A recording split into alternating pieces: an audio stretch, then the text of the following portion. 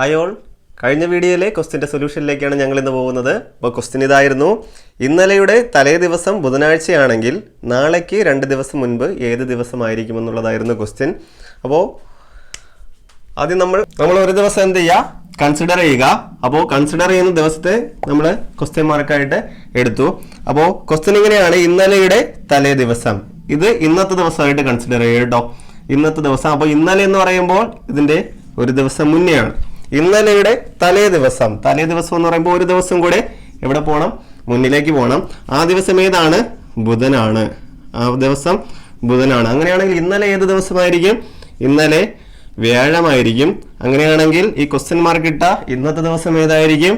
അത് വെള്ളിയായിരിക്കും. അപ്പോൾ ഇത്രയും കാര്യങ്ങൾ ക്ലിയർ അല്ലേ? വെള്ളിയാണ്. അപ്പോൾ അത് കഴിഞ്ഞിട്ട് ക്വസ്റ്റ്യൻ ഇതാണ്: നാളെ എന്ന് പറയുമ്പോൾ അത് ഏത് ദിവസമാണ്?